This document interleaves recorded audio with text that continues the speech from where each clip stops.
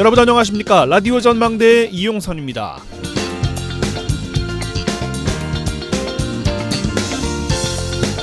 오늘 라디오 전망대의 방송은 여수 MBC 주간 제22대 총선 여수 을지역구 후보자 토론회의 관계로 당일 오후에 사전 제작되었다는 말씀을 드립니다. 지금 방송 나가는 시점일 현재 TV와 유튜브 여수 MBC 뉴스 플러스를 통해서 여수 을지역 총선 후보 토론회가 생중계되고 있습니다.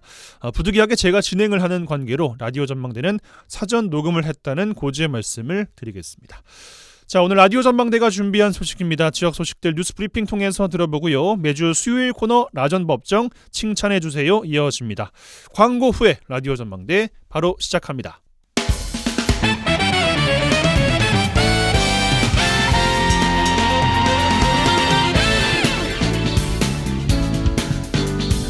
네, 3월 27일 수요일입니다. 라디오 전망대 시작합니다. 먼저 우리 지역 뉴스 정리해보죠. 뉴스 브리핑 GBS 뉴스의 차범준 편집장과 함께합니다. 전화 연결돼 있어요. 안녕하십니까? 네, 안녕하세요. 네, 자 오늘 지역 소식, 총선 앞둔 지역 정치권 소식 정리해보는 시간으로 꾸려보겠습니다. 전남 동부 지역 또 정당별로 경선 모두 끝났고요. 후보들 본격적인 선거전 앞두고 있습니다. 오늘은 전남 동부 지역 선거구별, 선거 판세와 주요 이슈들 살펴드릴 텐데 순천, 광양, 곡성, 구례, 갑 먼저 가보겠습니다. 선거구 선거 상황 정리해 주실까요?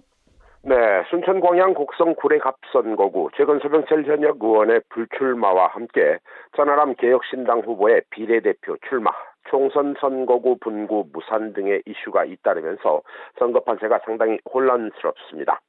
먼저 정당별 출마 후보를 살펴보면 민주당 후보로 김문수, 이재명 당대표 특별보좌역이 경선 과정에서 후보 교체라는 극심한 혼란 끝에 후보로 선출되었고 민주당 원팀을 외치며 득표 활동에 나섰습니다. 국민의힘에서는 김영석 전 통일부 차관이 후보 등록을 마치고 여당 후보로서 지역 발전을 선거 공약으로 내걸고 지지를 역시 호소하고 있습니다. 이성수 진보당 전남도당위원장, 윤석열 정부 심판과 민주당 국회의원들의 무능력을 비난하고 있고 이번에 진보당 후보를 국회에 진출시켜달라며 조직력을 무기로 선거전을 펼치고 있습니다. 선거 초반 여론조사에서 높은 지지율을 보였지만 민주당 경선 과정에서 컷오프 당하자 무소속으로 출마한 신성식 전 수원지검장도 윤석열 정권 심판을 내세우며 지지율을 끌어올리기 위해 노력하고 있습니다. 순천시가 민주당의 텃밭이라고 할 수가 있겠습니다만 과거 순천 지역 민심은 민주당이 그렇게 호락호락하지가 않았습니다. 국회의원 선거 또 지방선거에서 보수와 진보는 물론이고 무소속 후보의 강세도 계속 이어오지 않았습니까? 네, 순천시 지난 2020년 21대 총선 때 민주당 소병철 후보를 국회의원으로 선출했는데요. 앞서 지난 2012년 19대 총선에서는 통합진보당 당시 김선동 후보가 당선됐고 2014년 재보궐선거 당시 새누리당 이정현 후보가 당선된 바 있습니다. 이어 2016년 20대 총선에서도 새누리당 이정현 후보가 역시 당선됐습니다. 지방선거 역시 민주당은 순천 선거구에서 가시밭길을 걸어왔는데요.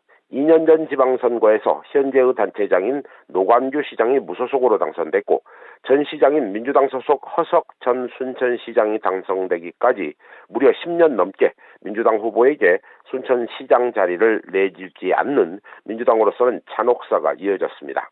그렇습니다. 순천 선거구에서는 민주당 공천이 당선 이런 공식이 그동안 적용되진 않았다는 것인데 이번 총선 주요 이슈 정리해 주실까요?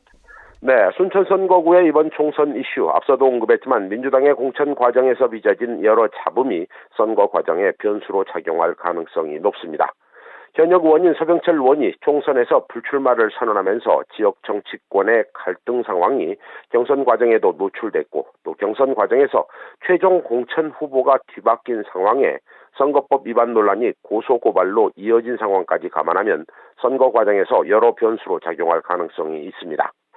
여기에 여당 후보로 나선 국민의힘 후보가 과거 이정현 전 의원 시절에 유행했었던 예산 폭탄보다 더 강력한 예산 핵폭탄을 순천에 터뜨리겠다며 여당 프리미엄을 강조하고 있고 의대 신설 문제나 지역의 수건 사업과 관련해 여당 의원의 장점이 강조되고 있는 상황입니다. 진보당 이성수 후보, 윤석열 정부 심판론을 필두로 지난 2014년 진보당 후보로 전남지사, 또 국회의원 선거, 이 선거에 나선 경험을 강조하고 있고 지역 주민들에게 인지도가 높은 점을 강조하며 선거운동에 나서고 있습니다. 민주당 공천 컷오프 이후 무소속으로 출마한 신성식 전 지검장, 검찰 출신으로 검찰개혁을 강조하며 경선 전 여론조사 지지율 선두 자리를 다시 되찾겠다며 지역의 반민주당 감성에 호소하고 있습니다. 예, 알겠습니다. 자, 순천 광양 곡성 구례 을로 가보겠습니다. 을 선거구의 경우에 순천시 해룡면이 포함된 선거구입니다. 행정구역상 광양시 가장 많은 유권자 보유하고 있어요. 네, 순천 광양 곡성 구례 을 선거구 역시 총선에서 비민주당 후보인 현 무소속 정인화 시장이 과거 국민의당 후보로 국회의원에 당선된 선거구고 또 지방선거 역시 민주당 대신 무소속 단체장이 선출된 선거구입니다. 특히 광양 선거구는 최근까지 무려 4차례나 무소속 단체장이 배출될 정도로 민주당으로서는 선거 때마다 고전을 펼쳐온 지역인데요. 민주당의 현역 의원인 서동용 의원을 경선에서 누르고 공천을 받은 권양엽 전 청와대 균형인사비서관이 민주당 후보로 선거에 나선 상태입니다. 이 국민의힘 후보로는 이정현 전 새누리당 대표가 정부 여당 후보로 지역 발전을 선거 공약으로 제시하고 있고 오랫동안 지역을 기반으로 활동해온 유현주 진보당 후보 역시 본인의 인지도를 무기로 선거전을 펼치고 있습니다. 그렇습니다. 광양 선거구 역시 민주당 후보 선출 과정에서 전략공천 지역에서 후보 경선으로 경선 방법이 바뀌면서 다소간의 혼란을 겪었어요. 네, 민주당 권양엽 후보의 경우 현역 서동용 국회의원과 경선 과정에서 전략공천 논란으로 갈등을 빚기도 했는데요. 현역인 서동용 의원이 총괄선대본부장을 맡으면서 경선 후유증이 점차 극복돼가고 있다는 평가를 받고 있습니다. 국민의힘 이정현 후보 다시 한번 힘있는 여당 후보에 대한 지지를 유권자들에게 호소하고 있는데요. 광양만권과 섬진강권 대개조를 선거 공약으로 제시하며 여당 후보가 당선되면 획기적인 지역 발전을 이룰 수 있다고 강조하고 있습니다. 진보당 유현주 후보의 경우 지방선거와 국회의원 선거 등을 통해 그동안 지역 주민들에게 쌓아온 인지도를 무기로 반민주당과 국민의힘 정서를 득표로 이어가겠다는 입장입니다. 예. 자, 여수로 가겠습니다. 여수 선거구는 당초 2석에서 1석으로 줄어들 수도 있다라는 우려가 있었는데 예상을 깨고 2석의 의석을 지켜냈습니다. 여수 갑선거구 총선 상황 정리해 주실까요? 네, 여수 갑선거구 재선에 도전하는 더불어민주당 소속 현역 의원인 주철현 후보와 국민의힘 박정숙 전남도당 산림환경분과위원장이 나서서 여야 간 맞대결 구도로 선거가 치러지고 있습니다. 현역 의원인 주철현 의원이 지난 총선에 이어 이번 선거에서도 선전을 할 것이라는 전망이 나오고 있는데 4년 전 총선에서 국민의힘 후보가 이 지역구에서 낮은 지지율을 받은 점을 감안하면 이 국민의힘 후보로는 다소 힘겨운 선거를 치를 것이라는 전망도 나오고 있습니다. 주철현 후보의 경우 선거를 앞두고 지역구 시도의원들의 조직 관리를 그동안 탄탄하게 해왔다는 평가를 받고 있고 또 이번 선거에서도 지역구 조직을 가동해 최대한 높은 득표율을 얻는다는 선거 전략을 내세우고 있습니다. 박정숙 국민의힘 후보 지역 주민들과 접촉을 늘리며 표심 잡기에 나섰는데요. 지역 실정을 누구보다 잘 아는 여수 토박이라는 점과 또 유권자들을 대상으로 정책 공약을 제시하며 여당 후보로서 선거전에 나서고 있습니다. 예, 여수을 마지막으로 정리해보죠. 여수을 지역 민주당 현역 의원 공천을 받지 못한 지역구가 됐습니다. 네, 여수 울선거구 조계원 민주당 중앙당 부대변인이 김회재 현역 의원을 누르고 공천을 받았는데요. 국민의힘 후보로는 김혜택 국민의힘 전남도당 대외협력위원장, 또 진보당의 경우 여찬 진보당 여수시 의원의 공동위원장, 또 무소속 후보로 권오봉 전 여수시장이 출마했습니다. 조계원 후보가 민주당 공천을 받았지만 경선 과정에서 현역인 김회재 의원과 공방을 벌였고 또 지역 민주당 조직 내 갈등이 선거에 어느 정도 영향을 줄 것이라는 전망도 나오고 있습니다. 김희택 국민의힘 후보 한때 33만이었던 여수시 인구가 27만으로 줄었다며 정부의 예산 지원을 이끌어낼 수 있는 여당 후보를 선출해야 한다며 지지를 호소하고 있습니다. 진보당 후보인 여찬 후보, 선거 때만 되면 청년을 이용하는 정치인이 아니라 이 청년으로서 진정한 청년 대표 정치인이 되겠다며 지역의 젊은 유권자들의 표심에 호소하고 있습니다. 끝으로 무소속 후보로 나온 권오봉 전 여수시장, 여수 을선거구의 변수가 되고 있는데요. 권오봉 후보 민주당 공천 과정에서 컷오프되면서 탈당했고 무소속으로 출마한 상태입니다. 이 권오봉 후보 지난 2018년에 치러진 지방선거에서 민주당 경선에 나섰다가 탈당해 이 무소속 여수시장으로 당선된 바 있는데요. 이 권 후보 이번 총선에서도 지역 주민들로부터 무소속 후보로서 선택을 받겠다 이런 각오를 비치고 있습니다. 예, 알겠습니다. 여수 을 지역은 오늘 여수 MBC 주간 선거 토론회가 예정되어 있습니다. 현재 생방송이 진행이 되고 있습니다. 많은 시청과 관심을 바랍니다. 자, 이 정도로 정리해 보겠습니다. 뉴스브리핑 GBS 뉴스의 차범준 편집장과 함께했어요. 고맙습니다. 네, 고맙습니다.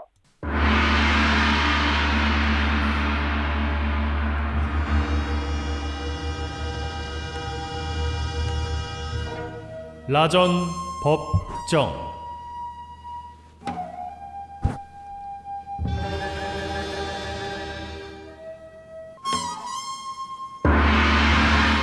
내 생각만 옳은 것은 아니다. 이런 주장도 있다. 이슈를 바라보는 눈을 키워드립니다. 라디오 전망대 라전 법정 시간입니다. 매주 수요일 시간이죠. 자, 오늘도 두 분과 함께합니다. 부부 변호사 송하진 이결아 변호사 두 분 어서 오십시오. 네, 안녕하세요. 안녕하세요. 반갑습니다. 네, 한 주 잘 보내셨습니까?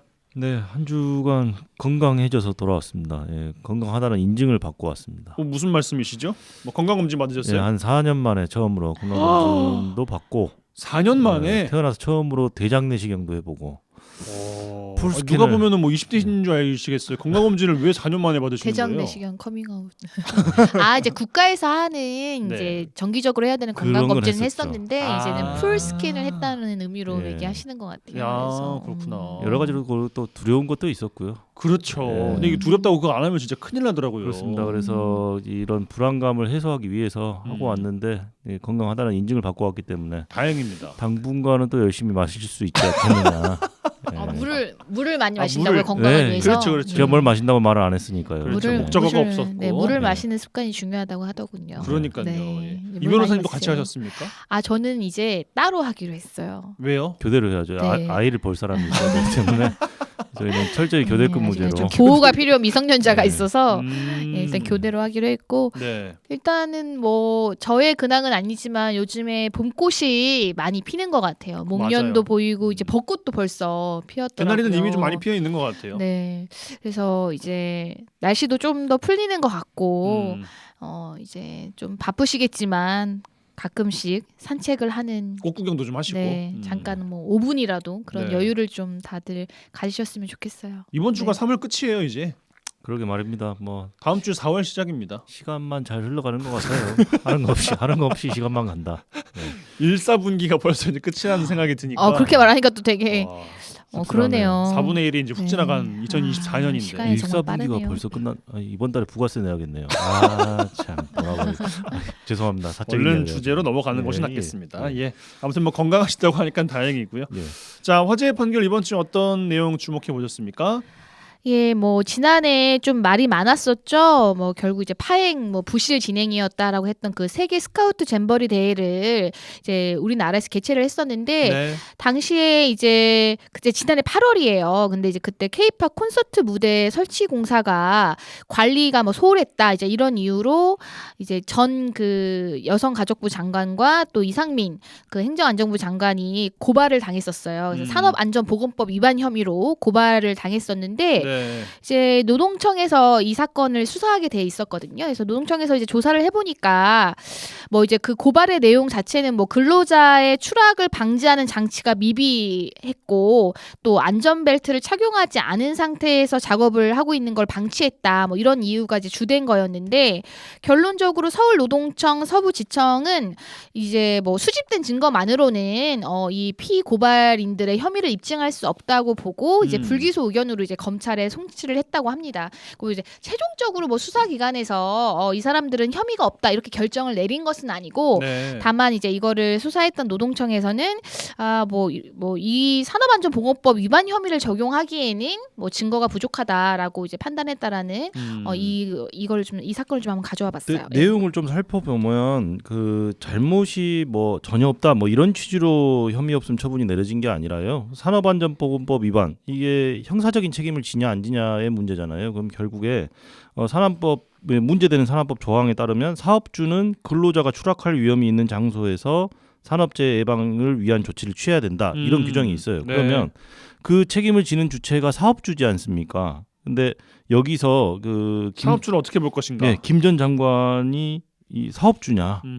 라는 것이 당연히 쟁점이 됐겠죠. 그래서 이들은 발주자에 해당하지 사업주에는 해당하지 않는다라는 취지로 발주자. 이렇게 결정을 내린 것 같아요. 예. 그래서 이제 이게 완전히 끝났다라기보다는 이제 검찰에서 이견이 없으면 그대로 이제 확정이 될 예정인데 아무래도 이제 그 콘서트 행사장 무대를 설치할 것을 의뢰를 한 거잖아요. 네. 어떻게 보면은 그래서 사업주로서는 판단이 안 된 것으로 보입니다. 알겠습니다. 이 정도로 화재 판결 정리해 보면 될 것 같습니다. 이 변호사님 덧붙일 말씀 있으세요? 물론 이제 고발인 측에서는 만약에 최종적으로 검찰이 불기소 처분을 한다라고 하면 이제 불복조차가 남아는 있어요. 네. 항고도 할 수 있고 재정 신청도 할 수는 있는데 일단 산업안전보건법 위반 혐의로 이제 여러 가지로 세계적으로 말도 많고 망신이다 이런 얘기도 있었는데 이 사람들을 어떤 형사적으로 처벌할 수 있는지는 좀 별개의 또 문제이기 때문에 한번 좀 지켜봐야 될 것 같아요. 예, 네. 알겠습니다. 주제로 넘어가겠습니다.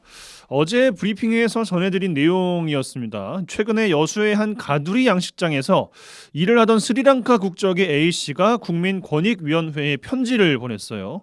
애초에 업주가 근로계약을 맺을 당시에 제시했던 정상적인 숙소가 아니라 바다 위 바지선에 나무 판자로 지은 집을 숙소로 쓰게 했다는 내용이었는데요. 제대로 된 주방도 없고 화장실도 없고 한겨울에는 찬물밖에 나오지 않는 그런 곳이었다고 합니다. 결국 스리랑카 공동체 대표의 도움으로 사업장 변경 신청을 했는데 오히려 이게 사업장 무단 이탈로 강제 출국당할 처지에 놓여 있다는 겁니다. 우여곡절 끝에 사업자를 변경하는 쪽으로 일이 해결이 됐다고 하죠. 오락가락하는 행정도 문제가 있어 보이고 관리감독기관의 업무 태만 소홀도 지적이 된 바가 있습니다. 관련 사례들 주변에서도 흔히 들어왔던 이야기라서 오늘 관련된 이야기로 한 번 더 준비를 했습니다. 먼저 준비된 가상의 꽁트 듣고 오시죠.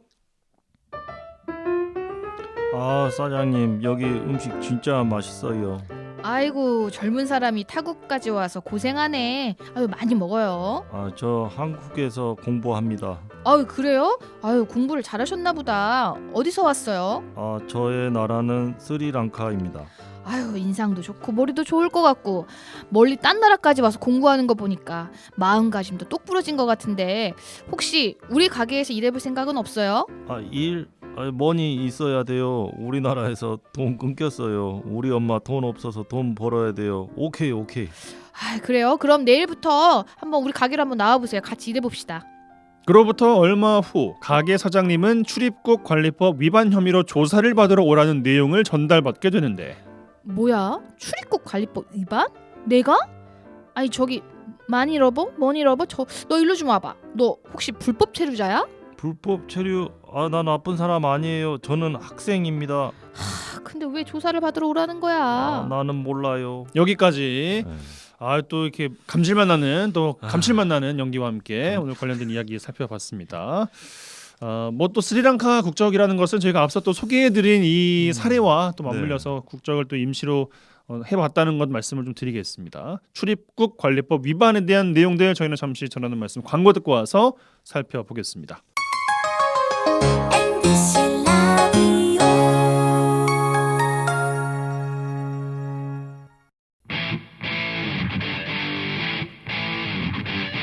젊고 당찬 시사 생활밀착 뉴스 이용선의 라디오 전망대. 여수 MBC 라디오 전망대 함께하고 계십니다. 매주 수요일 코너 라전법정 부부 변호사 송하진 이결아 변호사 두 분과 함께하고 있습니다.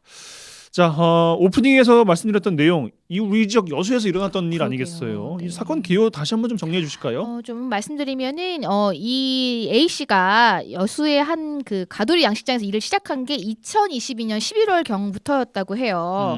당시에 이제 자신은 양식장의 물고기에게 사료를 주고 이제 그물을 관리하는 거, 네. 그게 이제 맡은 일이었는데, 근데 이제 일이 끝나면 당연히 이제 숙소에 가야 되잖아요. 그렇죠. 그런데 이 이제 A 씨가 돌아갈 곳은 육지가 아닌 바다 위인 거예요. 그래서 이제 업주가 제공한 게 뭐였냐면, 그러니까 이제 고용 허가를 받고 근로 계약을 맺을 때는 정상적인 숙소를 제공하기로 했었는데, 근데 이제 바다 위에 나무 판잣집에 살게 했고 심지어 화장실도 없어서 화장실 안에 그냥 그 바다로 그냥 바로 연결된 거죠. 그냥 뚫려 있는 그런 곳을 제공했고 난방 이런 거 전혀 없어가지고 막 추워서 바다가 위에가 얼마나 또 추워요 또. 그러니까 비가 오거나 바람이 불면 잠을 아예 못 자는 거예요. 겨울인 아하, 거랑 참. 상관이 없이. 너무나 열악한 환경에서 일을 하게 되니까 이제는 도움을 요청한 거죠. 그랬더니 이제 여수 이 노동시청에서 조사를 했어요. 그랬는데 이제 업주 말만 듣고 이거는 사업장을 무단으로 이탈한 것이다라고 이렇게 결론을 내려서 예. 이 사람이 정말 너무 억울하게 이제 우리나라에 나가야 되는 상황까지 된 거예요. 그래서 이것이 이제 근데 스리랑카 이제 공동 대표의 도움을 받아가지고 결국에는 이제 국민권익위원회까지 이제 보고가 되고 이제 네. 국민권익위 자체 조사를 해보니까 이것은 무단 이탈이 아니다. 그래서 이거는 사업장을 변경해줘야 되는 사유가 맞다라고 이제 해서 결국에는 이제 조치가 취해지긴 했는데. 그래서 이제는 이제 뭐 여수 노동시청에서도 이제 전수 조사를 해보겠다. 여기 여수에 있는 뭐 가두리 양식장이나 이렇게 하기로 했는데 참 씁쓸해요. 어떻게 또 사람이 또 사람에게 이렇게 최소한의 어떤 생활도 할 수 없는 근로 환경을 제공하고 또 이렇게 했다라는 게 그래서 그것도 우리 지역에서 일어났다는 게 좀 안타까운 일이죠. 예. 일단은 뭐 외국인 근로자분들에게 뭐 시혜를 베푸는 게 아니라 그들이 정당한 노동을 하고 노동을 제공한 거죠. 숙소를 정당하게 퇴근하고 제공을 받기로 돼 있었는데 그걸 이행을 안 한 거잖아요. 네. 그렇죠. 이행을 안 한 것이고 그리고 관할 감독지청에서도 잘못된 판단을 내리게 결국은 됐고 그게 정정하라고 돼서 사업장 변경까지 된 것인데 이제 와서 뭐 전수조사를 한다고 해봐야 뭐 무슨 이야기가 변명이 될까 뭐 싶은 생각이 좀 듭니다만 이 사안 일단 사업장 이탈로 볼 것인가 뭐 사업장 변경으로 봐야 될 것인가가 결국 쟁점이 였지 않나 싶거든요. 네. 그렇습니다. 뭐 결과적으로는 이제 사업장 이탈이 아니라 사업장 변경으로 해야 된다라고 네. 결론이 나왔으니까 뭐 결론이야 뭐 지금 정해져 있지만 우선은 뭐 그게 쟁점이었겠죠. 그래서 이걸 그 말씀드리려면 간략하게 그 외국인 고용 허가제에 대해서 말씀드려야 될 것 네네. 같아요. 우리 출입국관리법에 보면 중소제조업 그러니까 자본금이 80억 원 이하거나 근로자 300인 미만인 경우 아니면 농축산업 그리고 어업 건설업, 건설 폐기물 처리업 같이 내국인을 구하지 못한 중소기업이 정부로부터 고용 허가서를 발급받아서 합법적으로 비전문 외국 인력을 고용할 수 있는 그런 제도가 있어요. 예. 그러면 여기에 이제 채용된 외국인 근로자는 최초 입국 후에 4년 10개월간 취업 활동 기간이 부여가 되고 뭐 재입국 뭐 특례 고용 허가가 된다면은 다시 뭐 재입국됐을 때 다시 4년 10개월 내에 취업 활동이 가능한 이런 제도인데 네. 이제 지금 우리 그 앞서 말씀해 주셨던 사안에서는 뭐 정당한 기숙사를 제공받지도 못했고 뭐 잠도 못 자고 뭐 굉장히 열악한 시설에서 거의 인간이라고 할 수 없는 정도의 취급을 받았잖아요. 근데 외국인 근로자가 이 사업장을 변경할 수 있는 사유들이 있습니다. 이게 규정이 돼 있는데 그중 하나가 이제 이 법에 규정된 기숙사를 제공할 의무를 위반했을 때 그럴 때는 외국인 근로자의 책임이 아닌 사유로 인해서 변경을 신청할 수 있다라고 규정돼 있거든요. 그러면 우리가 앞서 설명드렸던 이 사안 같은 경우에도 보면 자명하잖아요. 제대로 된 기숙사 제공받지 못한 거는 너무 뻔한 뭐 사실이고. 해주기로 했는데 안 해준 거니까. 그렇죠. 근데 단순히 규정을 위반한 수준이 아니라 거의 이거는 인간으로서의 어떤 생활을 뭐 좀 영위할 수 없는 정도에 네. 이르지 않았습니까? 그래서 그걸 가지고 이제 신청을 했는데 그런 부분들을 아예 조사도 하지 않고 이건 너는 그냥 거기에서 일해야 되는데 왜 나왔냐? 너 사업장 이탈이다. 이렇게 판단을 처음에 했던 것 같아요. 그러니까 예. 굉장히 아쉬운 부분이죠. 그래서 방금 말씀드린 여러 가지 규정들에 비춰봤을 때는 제대로 된 기숙사를 제공받지 못했다라는 이유 하나만으로도 당연히 사업장 변경을 신청할 수 있는 사유이기 때문에 이 사안 같은 경우에는 사업장의 변경으로 보는 것이 당연히 타당하겠죠. 예. 참 이런 건 없어야 돼요, 진짜. 이런 건 없어야 그러니까 돼요. 고용 허가서 이제 고용 허가 신청을 할 때는 정상적인 숙소의 사진을 이제 제출하는 거죠. 만약에 우리 사업장에 이 외국인 근로자가 오게 되면 이러한 시설에서 숙식을 해결하게 됩니다라고 사진은 있었던 거예요. 그런데 실제로 이 외국인 근로자가 와서 일을 해보니까 그런 숙소가 아닌 거죠. 근데 이제 이 사건 같은 경우에도 이제 이 사업주는 뭐라고 얘기를 했냐면 이 업의 특성상 꼭 육지에서만 뭐 생활을 하는 것이 아니라 이제 뭐 바다 위에서 이제는 뭐 숙식을 해결할 때도 있다. 이제 이런 식의 이제 변소를 했던 거고 안타까웠던 것은 이제 그 노동지청에서 그 현장을 좀 가서 실제로 이 사람 사람이 어떠한 근로 환경을 제공받았는지 조사를 했어야 되는데 그런 어떤 뭐 실사가 전혀 없었다. 좀 너무 안일하게 사업주 얘기만 듣고 판단한 거 아니지 이런 비판을 좀 받았던 거죠. 예, 알겠습니다. 그러면은 그 강제 출국이 가능한 사안은 어떤 것들이 있는 겁니까? 이제 아까 그런 외국인 근로자의 고용 등에 관한 법률에서 그런 이제 기숙사를 제공해야 되는데 이런 관련 법률이 있었고 예. 이제 강제 출국이라는 거는 이제는 그 출입국 관리법에서 하는 용어는 아니고 출입국 관리법에서는 강제 퇴거라는 용어를 쓰는데요. 강제 퇴거. 네, 그래서 일정한 사유가 발생하면 외국인을 대한민국 밖으로 강제 퇴거시킬 수 있다라는 게 출입국 관리법 46조에 있는데 네. 가장 뭐 이제는 생각할 수 있는 게 이제는 우리나라에 입국을 하려면 유효한 여건이 또 있어야 되고 그다음에 이제 사증 면제 협정을 체결한 국가의 국민이 아닌 경우에는 우리나라 법무부 장관이 발급한 사증도 있어야 돼요. 그래야 입국이 되는데 뭐 여건이나 이 사증이 없이 입국을 한 경우에 이제 당연히 강제 퇴거 대상이 될 수 있고요. 그다음에 이제 거짓된 사실의 기재나 거짓된 신원 보증 또는 거짓으로 사증 같은 것을 해서 이런 부정한 방법으로 입국한 게 확인된 외국인도 당연히 퇴거 대상이 됩니다.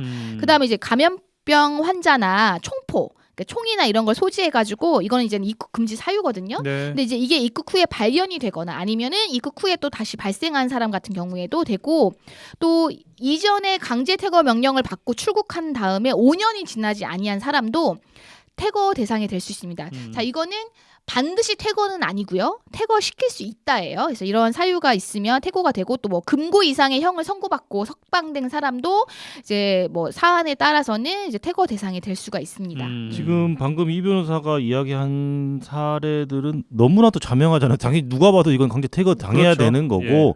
오늘 우리 주제하고 관련된 강제 퇴거 사유들을 조금만 더 설명을 드리자면 우선은 외국인은 그 체류 자격이라든지 체류 기간이 정해져 있잖아요.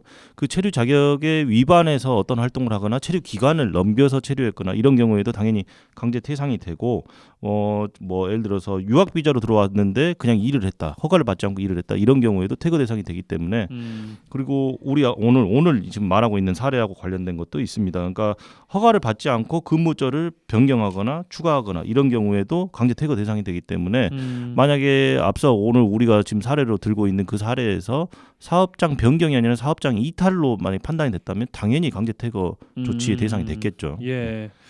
알겠습니다. 또 기타 뭐 강제 퇴거 관련된 거 말고 출입국 관리법 자체에 어떤 것들 규정이 있는지 뭐 이야기해 주실 만한 게 더 있을까요? 우선은 출입국 관리법에 규정된 사안들은 굉장히 많은데 오늘 주제와 관련된 사안과 관련된 규정들만 좀 간략하게 설명을 드리자면 예. 일단 외국인으로서 입국하고자 하는 자는 이제 우리나라 법률에서 정한 일정한 체류 자격을 가져야 돼요. 그것이 뭐 쉽게 생각하시면 유학 비자일 수도 있고 뭐 취업 비자일 수도 있고 그렇잖아요. 그래서 어떤 일정한 자격이 있어야 되고 체류 및 활동 범위에 대해서도 그 체류 자격과 체류 기간의 범위 내에서 그러니까 허가된 범위 내에서만 활동을 할 수 있다. 이런 내용들이 규정되어 있습니다. 그리고 외국인 고용을 제한하는 규정들이 있는데요. 이게 어떻게 보면 우리 오늘 사안하고 관련이 제일 깊겠죠. 그래서 취업 활동을 할 수 있으려면 취업 활동을 할 수 있는 체류 자격을 받아야 되고 지정된 근무처가 아닌 곳에서는 근무하면 안 된다라는 조항도 있습니다. 그리고 체류 자격을 가지지 않은 사람을 고용해서도 안 되고 그런 것을 알선하는 행위도 금지를 하고 있습니다. 그리고 이제 꽁트 사안하고 조금 관련된 걸 수도 있겠는데 체류 자격 외의 활동도 금지를 하고 있어요. 예를 들어서 유학 비자로 왔는데 그냥 일만 했다라든지 이런 경우에도 다 금지가 돼 있고 물론 전면적으로 금지가 돼 있는 건 아닙니다. 그러니까 유학으로 와서 아르바이트를 하고 싶을 수 있잖아요. 그럴 때는 미리 체류 자격 외 활동 허가를 받아야 됩니다. 예. 그리고 오늘 꽁트 사례 말고 우리가 앞서 여수시에서 일어났던 사례와 관련된 건데 근무처를 변경하거나 추가하거나 이러고 싶을 때도 있을 거 아닙니까? 근데 그럴 때는 미리 법무부 장관의 허가를 받아야 됩니다. 그렇지 않으면 사업장 이탈로 판단이 되겠죠. 그래서 이런 규정들이 출입국관리법에 다 세세하게 규정이 돼 있습니다. 네, 출입국관리법 위반 아무래도 대표 사례는 불법 체류자가 불법 취업하는 경우 아닐까 싶은데 뭐 일부 사업주들이 악용하는 대목도 뭐 이것이지 않나 싶고요. 네, 맞아요. 이제 불법 체류자라는 건 말 그대로 뭐 허가 없이 입국한 거, 뭐 네. 밀입국한다라는 것도 있고. 그냥 뭐 배 타고 들어오시는 분들 그렇죠. 뭐. 이제 비자가 만료되었는데 처음에는 합법적이었어요. 들어왔을 때 체류 기간을 지나고 나서 그런 어떤 기간 연장이나 변경 절차를 거치지 않고 그냥 그대로 살아버리는 거. 네. 아니면은 이제 아까 말한 것 중에 뭐 비자로 할 수 있는 자기가 받았던 비자로 할 수 있는 활동 허가 범위를 벗어난 거 이런 것도 다 불법 체류라고 보는데요.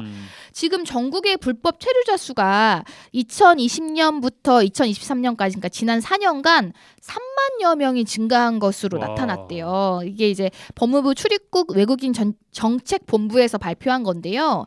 최근에 4년간 총 한 8%가 증가를 했다는 건데 자, 왜 이렇게 증가를 했냐라고 이제 보니까 이제 코로나19가 한창 이제는 그렇게 됐을 때는 이제 좀 어느 정도 좀 줄어들었었는데 이게 이제 잠정 정지가 되고 나서 아까 말했던 그 사증 면제 협정 이것이 다시 제한이 풀리면서 이제 이 대표적인 나라가 뭐 중국이나 베트남이나 태국들 이런 이제 국민들은 그 사증이 필요가 없는 거예요. 그럼 어쨌든 들어오게 되죠. 그럼 들어오고 나서 이제는 그 적법한 체류 기간이 있었는데 이제 그걸 도구하고 그냥 계속 남아 있는 거예요. 네. 대부분은 뭐 취업 목적으로 남아 있는 거예요. 그래서 근데 뭐 우리나라에서 지금 불법 체류자가 얼마나 뭐 불법 취업을 하고 있느냐 그 통계는 정시로 잡혀 있을 수가 없어요. 왜냐하면 이 사람들이 워낙 그 뭐 활동지를 바꾸기도 하고 그리고 뭐 자기의 이름으로 뭐 취업 활동을 하고 있는 것이 아니기 때문에 네. 근데 뭐 불법 체류자는 대부분 다 불법 취업 활동을 하고 있다라고 보면 되겠죠.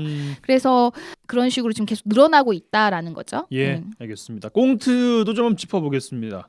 그 스리랑카 유학생 마니버러 씨 가명인데 마니버러 씨가 우리나라에 체류하면서 그러니까 돈이 떨어진 모양이에요. 근데 취업을 한 것 같고 그 음식점에 있는 사장도 좀 이렇게 일도 잘할 것 같고 공부하는 좀 의지도 좀 있고 괜찮은 청년 같아서 자네 우리 가게에서 일해볼 생각 없나 했는데 스카우트를 했죠. 그냥 일을 하기로 된 거거든요. 근데 조사를 받으러 이제 오라는 거잖아요. 이거 네. 어떤 상황입니까? 우선 이게 그냥 사례 자체만 놓고 보면은 별게 아닌 걸로 보일 수도 있어요. 그냥 뭐 외국에서 공부하러 오는 학생이고 뭐 성실한 것 같으니까 좋은 그냥 알바 마음으로 뭐 하는 거 뭔 문제야? 와서 식당 일 좀 돕고 너도 돈 벌고 좋지 않느냐 뭐 이런 취지였던 것 같은데 우선 법적으로 따지면 당연히 문제가 됩니다. 그래요. 우선은 지금 꽁트 사례도 나왔지만 스리랑카 출신의 학생이 밝혔잖아요. 나는 학생이고 여기 공부하러 왔다고. 네. 그렇다면 체류 자격이 유학 비자로 왔을 거예요 아마. 그러니까 공부하는 학생으로 왔을 거란 말이에요. 일을 하려면 보고를 해야 되는데 안 했군요. 그렇습니다. 그래서 당연히 이거는 체류 자격 외에 활동을 한 것으로 볼 수밖에 없는 것이고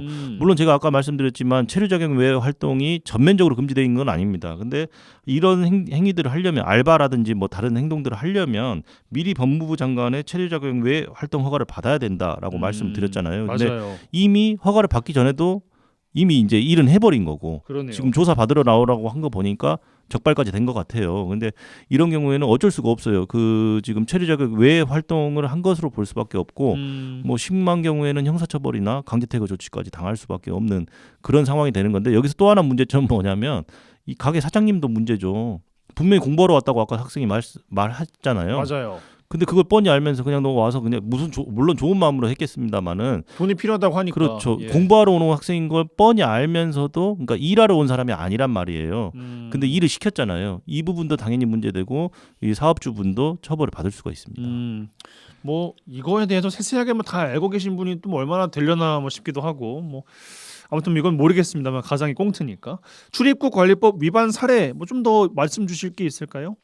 이제 대부분 뭐 미립국을 하거나 이런 건 너무 자명한 사실이고 네. 난민으로 왔다가 그냥 막 이탈해가지고 돌아다닌다든지 뭐 이런 거는 뭐 너무나 자명한 사실들인데 실제로는 이제 합법적인 절차로 거주하지 않는 경우들보다도 합법적으로 먼저 들어와서 그러니까 아까 이 변호사가 말한 거랑 좀 약간 일맥상통하는 부분인데 기간을 넘겨서 그냥 눌러 앉아 있는 경우들도 많다고 하고 그리고 일정 자격을 가지고 일정 범위 내에서만 활동을 하도록 온 사람들이 범위 외에 활동을 하는 경우들도 많다고 해요. 그리고 이 사증 뭐 비자가 면제되는 나라들도 있지 않습니까? 네. 근데 그런 나라들에서 들어와지고 그냥 눌러 앉는 경우들도 많다고 합니다. 그래서 이 출입국관리법 위반 사례들은 굉장히 그렇게 많은데 물론 이전에도 우리가 이런 주제를 한번 다룬 적이 있습니다만은 이분들이 사각지대에 놓여 있어요. 그러니까 발각되는 순간 강제 퇴거잖아요. 형사처벌도 받아야 되고 벌금을 낼 때까지도 여기 구류돼 있어야 된다는 말씀도 제가 전에 드린 적이 있습니다만 그런 약자의 지위에 있기 때문에 범죄의 피해자가 되기도 하고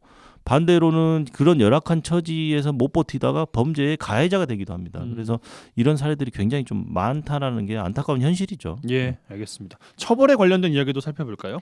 일단은 체류 자격이나 체류 기간의 범위를 벗어나서 체류한 사람이나 또는 취업 활동할 수 있는 체류 자격을 받지 않고 취업 활동을 한 사람, 또 이런 사람들은 이제 3년 이하의 징역 또는 3천만 원 이하의 벌금에 처하도록 되어 있고, 이들에게 취업 활동을 할 수 있는 이제 체류 자격이 없는데도 뭐 고용을 알선하거나 권유한 사람도 역시 3년 이하의 징역이나 3천만 원 이하의 벌금에 처해지는 규정이 있습니다. 브로커라고 하는. 네, 이른바. 맞아요. 그렇죠. 브로커뿐만 아니라 고용한 사람도 3년 이하의 징역 또는 음. 3천만 원 이하의 벌금입니다. 그래서 지금 취업한 사람도 문제되고 취업을 한 사람도 문제되고 취업한 사람을 소개시켜준 사람도 다 3년 이하의 징역 또는 3천만 원 이하의 벌금에 처하게 되고, 실제로 취업 이제 불법적으로 취업을 하신 외국인 분들은 강제퇴거 대상에도 해당이 된다. 예, 이렇게 좀 설명드릴 수 있겠네요. 예, 알겠습니다. 뭐 끝으로 정리하면서 법률적인 시비에 휘말리지 않으려면 출입국 관리법 위반에 대해서 어떤 것 좀 확인하면 좋을지 말씀 주실까요? 오늘 사례 같은 경우에는 당연히 한국에 와서 어느 정도 한국어도 잘하고 그리고 자기가 공부도 하러 왔다고 했기 때문에 사업주 입장에서는 이 사람이 한국에 체류할 수 있는 자격이 있는 사람이라고 믿었을 것 같고요. 예. 그다음에 뭐 한국에 이제 공부를 하러 왔기 때문에 일을 하면 안 된다 이런 것까지는 사실 이제 일반인이 알 수 있었을까 싶기는 한데 이제 어쨌든 출입국 관리소에서 조사를 받으러 왔다. 이 사람은 학생 비자로 유학 비자로 온 사람인데 왜 일을 시켰냐? 뭐 사업주가 알고도 시킨 거 아니냐? 이제 이런 걸 아마 조사를 받았을 때 예. 그런 부분을 좀 잘 소명을 하셔야 될 것 같고, 이제 뭐 이거는 그렇게 고의성이 있어 보이지는 않아요. 그리고 이제 그 해당 학생은 모르겠어요. 자기도 어느 정도 여기 한국에서 생활을 했다고 하면은 자기가 어떤 비자로 들어왔고 자기가 어떠한 활동을 할 수 있는지를 알았어야 되는데 이제 그런 부분에서 이제는 외국인을 고용을 하실 때는 이 사람이 적법한 체류 자격이 있는지를 별도로 확인을 하셔야 되고, 물론 이거를 적극적으로 이용해서 자기의 외국인 등록증을 위조하는 사례도 있어요. 이거는 그러니까 불법성이 아예 그 외국인 근로자에게 있지만 사업주도 그냥 이 사람이 저 적법하게 체류할 수 있습니다라는 말 한마디 그것만으로 믿으면 당연히 안 되겠죠. 예. 공적인 서류, 이 사람이 여기에 뭐 이제 머물 수 있는 뭐 그런 비자를 확인한다든지 이 사람이 뭐 외국인 등록증을 확인한다든지 공적인 문서로 이 사람의 신원을 정확히 확인을 하셔야지 나중에 왜 이거 알고도 채용한 거 아니냐 이렇게 되면은 오히려 내가 또 뭐 형사처벌의 대상이 될 수가 있기 때문에 뭐 외국인 근로자를 채용하실 때 또는 고용하실 때는 이 사람이 적법하게 여기에 체류할 자격이 있는지 또 이 일을 할 수 있는 어떤 허가를 받은 상황인지를 분명히 확인을 하셔야 될 것 같아요. 예, 네. 몰랐다가 변명거리 안 된다라는 네. 말씀이신 것 같습니다. 자, 출입국 관리법 위반에 대한 이야기 이번 주 살펴드렸고요. 두 분은 4월에 또 뵙겠습니다. 좀 고맙습니다. 네, 감사합니다. 감사합니다. 잘했군 잘했어 잘했군 잘했군 잘했어 그러게 내 영감이라지 잘했군 잘했어 잘했군 잘했군 잘했어 그러게 내 마누라지. 네, 지역의 온기를 불어넣습니다. 라디오 전망대 칭찬 릴레이 캠페인 칭찬해주세요 시간입니다. 이미지 리포터 나와 계세요. 어서 오십시오. 네, 안녕하십니까? 네, 자 봄비가 그치고 화창한 날씨에 또 봄꽃 또 활짝 군데군데 피어 있습니다. 꽃들 보면 저절로 기분이 좋아지는데 많은 분들께서 꽃을 보면서 행복해지기를 바라는 마음으로 꽃 모종 심기, 꽃 가꾸기 이런 걸 하는 봉사단체가 있다고요? 네, 이 봄이 오기 시작할 때면 분주해지는 봉사단이 있습니다. 바로 여수 꽃사모 봉사단인데요. 예. 이 봉화산 산림욕장을 포함한 지역 내 화단 조성 사업, 해양 환경 지킴이, 어려운 가정의 주거 개선 사업, 또 커피 콩빵 나눔 등 다양한 활동을 하고 있습니다. 네. 올해는 여수 세계 섬 박람회 홍보를 위해서 이 섬 지역에 많은 꽃밭을 조성할 계획인데요. 지난 3월 여수 월호도 산빛 아래 야생화 모종을 심어서 이 섬 박람회란 글씨를 대형 꽃밭으로 조성했습니다. 오늘은 꽃사모 회원으로 지역 곳곳에서 꽃과 자연, 사람을 위해 봉사의 손길을 놓지 않고 있는 여수 꽃사모 김효선 회원을 만나봤습니다.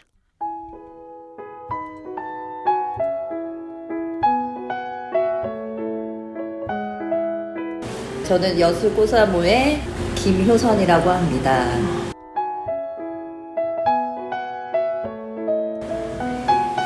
어떤 봉사를 하고 계시는 거예요? 지금 나눔 냉장고, 낭만 노타리에서는 나눔 냉장고 있고, 그 다음에 미용 봉사 한 달에 이렇게 하는 거 있고, 그 다음에 꽃사모는 이제 지금 현재 겨울에는 이제 꽃이 없잖아요. 그러다 보니까 이제 콩빵, 커피 콩빵을 만들어서 이제 장애인 복지관이나 보육원, 이제 뭐 사매원이나 아이꿈터 요번에 그렇게 하고, 이제 아이들하고 같이 이제 만들고 그런 걸 만들어서 이제 가서 또 봉사를 하고 그러고 있습니다. 안전보험은 제가 녹색연합회를 작년까지 10몇 년 동안 이제 하다 보니까 거기 안전보험과는 이제 저희가 안전에 대한 거, 뭐 주차 장소, 뭐 소방 이런데 뭐 주차를 잘못했던가, 그 다음에 공사장에 철근 같은 거 이런 거 만약에 그런 게 시설이 잘못되어 있으면 이렇게 저희가 찍어서 이렇게 신고를 할 수 있는 그런 것도 있습니다. 그리고 지금 현재 이 모든 단체도 저도 처음에 제가 여수가 집이 아니니까 이제 선뜻 뭐 봉사를 하고 싶어도 어떻게 될지 할 줄 모르니까 이제 지인을 통해서 한 군데를 가입을 하다 보니까 계속 보람을 느끼는 거예요. 그러다 보니까 더 할 데가 없나 하다 보니까 이제 여러 군데를 찾다가 이제 여기까지 한 5군데 정도 하고 있고, 지금 여기 행복천사 기부 매달 기부하면서 애들 나눔 핫도그랑 커피 같은 거 이렇게 자기들 먹고 싶은 거 이렇게 나눔도 계속 하고 있어요. 꽃사모 봉사하고 계시잖아요. 네네. 얼마 전에 섬도 다녀오셨죠? 월요도에 가서 이제 배를 타고 월요도를 가서 거기 뭐 섬 박람회에 가는 그 이렇게 해서 그 문구를 거기다 꽃을 심고 좀 해양 청소도 좀 하고 오고, 이제 지금 이제 시작입니다. 지구의 날 행사도 있고 그래서 우리가 꽃 씨앗도 다 채취해서 포장해서 4월 달에 지구의 날 행사 때 또 나눠주고, 이것들 때문에 요즘 조금 바쁘기 시작했어요. 그걸로 이제 전국으로도 필요하신 분들이 있으면 포장을 해서 택배로 다 또 보내드리고 있어요.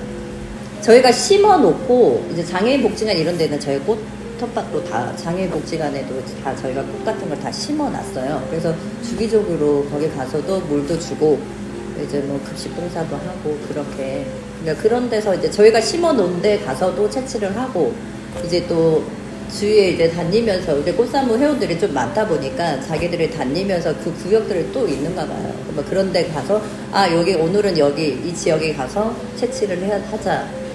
자연에 이제 피어 있는 것도 그게 불법이 아니니까 아닌 데 가서 또 채취해서 이렇게 모으고, 누구나 봉사할 수 있는 분들이 올 수 있게 편하게 와서 봉사하면서 이렇게 할 수 있는 곳인 것 같아요. 저거 여러 군데 하고 있지만 여기 오면 진짜 편안하긴 하더라고요. 그런 데는 이제 저희가 딱 정해놓고 우리가 가서 뭘 만들어줘야 되고, 뭐 우리가 기부를 해서 막 이렇게 해야 되는데, 이제 꽃은 순순히 저희가 이제 또 심어서 또 걔가 잘 자라면 또 그런 게 올해는 이제 잘 피었구나 그러면 그 좀 더 보람을 느끼는 것 같아요. 그것부터 심어가지고 자라는 걸 보면서 저희가 애기 키우는 것 같이 하니까 좀 더 보람을 느끼고 있는 것 같아요. 꽃사모에서 꽃을 다 심고 났을 때 느낌 어떠세요? 너무 좋죠. 이제 얘들이 어떻게 자랄까, 이제 중간중간에 또 가서 체크를 해야 되잖아. 그럼 이제 또 사진 찍고, 이제 밴드에 요게 다 올라와 있어요, 과정들이. 그러다 보니까 이제 내가 심은 게 어느 정도 자라지 이게? 궁금증? 잘 컸을까? 또 안 큰 애기들도 있을 거고 하니까 봉사하면서도 예쁜 것도 보고, 뭐 진짜 이렇게 뻥 뚫린 바다잖아요. 거기가 보면 그래도 힐링도 하고 그러는 마음에서 또 이렇게 하는 것 같아요. 보통 이제 처음에는 그냥 왔다가 처음에 사람들이 이제 꽃사모 모르는 분들이 많잖아요. 그러면 이제 꽃을 사랑하는 모임이니까 얼마나 사랑하길래 꽃사모를 하나 막 이렇게 생각하시는 분들이 있더라고요. 순수하게 진짜 저희도 뭐 꽃 심고 키우는 거고 막 그런 일반 그런 거하고 똑같은 것 같아요. 그러면서 뭐 힐링도 하고. 근데 이렇게 꽃사모도 하시고 또 중간 다른 봉사도 하시잖아요. 하시면서 기억에 남는 봉사 있으세요? 요번에 이제 보육원? 요번에 이제 애들 이제 보육원에 가서 이제 겨울이 이제 겨울방학이라 제가 이제 요 핫도그 체험을 했어요. 아이들이 직접 이제 만들어 갈 수도 있는데 아이들이 방학 때 조금이나 추억을 만들어 주고 싶어서 요거를 재료를 가져가서 이제 만들기 체험으로 해서 했는데 너무 좋아하는 거예요. 안 먹어봤다고 하니까 조금 그런 거에서 해서 주니까 애들이 너무 좋아하고 자기들이 또 직접 만들다 보니까 더 막 애끼더라고요. 못 먹고 방에 가져가고 그런 게 좀 더 보람 좀 느낀 것 같아요. 처음 그런 거 얘기를 하니까. 자식 있는 엄마이기 때문에 더 그게 마음이 더 와닿았을까요, 선생님께서? 그런 것 같아요. 그래서 좀 더 이제 그런 데는 좀 더 신경을 조금 쓰고 있는 것 같아요. 저번 달에 했는데 좀 그런데도 그러네요. 아이들의 봉사에 조금 더 관심을 가지고 싶다는 생각도 하시는 것 같은데 네. 어떠세요? 많이 가지고 있고 지금 현재 또 1대1로 기아대체 1대1 매칭 친구도 또 있어요. 근데 외국 요즘 많이 또 하잖아요. 1대1 매칭. 저는 외국보다 이제 국내 친구를 하고 싶다고 해서 1대1 매칭으로 친구를 작년에부터 1대1 매칭으로 한 친구를 하나 또 하고 있어요. 그러니까 아이들한테 뭐 이렇게 저도 애기를 키우다 보니까 저희도 힘들 시기가 있었잖아요. 그래서 조금 이런 걸 조금 더 많이 그래서 지금 여기도 아이들의 나눔이거든요. 기부하고 나누면 다 아이들한테 가는 거라 더 좋은 것 같기도 하고. 항상 이제 하고 나면 보람을 엄청 많이 느끼고 다음에는 또 뭘 해야 될지 매번 이제 할 때마다 다음엔 또 뭐가 있지? 봉사단체가 많다 보니까 오늘은 여기 가서 꽃 심었지. 그럼 다음에는 또 여기 가서 또 나눠주고 뭐 기부 쪽으로 이제 하는 거니까 이제 그런 걸 하면서 또 할머니들 이제 저가 미용봉사도 가잖아요. 미용봉사도 가면 할머니들 염색도 해주고 시설 같은 데 가서 염색도 해주고 하니까 그런 것도 머리 색깔 저가 바르면서 머리 색깔 잘 나왔네. 그래도 갔다 오면 너무 좋으니까. 그러니까 매번 갈 때마다 보람은 항상 느끼는 것 같아요. 왜냐면 우리가 뭘 하면 남잖아요. 어떻게 보면 뭐 미용봉사도 저희가 이렇게 발라줘서 흰머리가 까맣게 염색이 되는 거 그리고 뭐 꽃을 심으면 걔네들 또 애기들이 자라서 또 뭐 예쁘게 이렇게 해주고 뭐 나눔 봉사도 이제 갖다 주면 없어지는 거 보면 또 다음 이제 가면 물건이 없으니까 와 그래도 다 가져가니까 남으면 저희가 안 뿌듯할 것 같은데 갈 때마다 다 없으니까 또 다음에 뭘 채워야 되겠다 이런 생각을 하면서 항상 뿌듯하게 보람을 느끼고 있네요. 저도 조금 이제 힘든 시기가 좀 있었어요. 그래서 우리 아이들도 조금 이렇게 힘든 시기에 조금 받은 것도 있고 이러니까 그걸 돌려주고 싶은 마음 그런 게 좀 많이 생겼던 것 같아요. 저가 조금 좋아지면 크게 좋아지지 않아도 그래도 이렇게 하면 또 좋을 것 같은 생각 돌려주고 싶은 마음이 큰 것 같아요.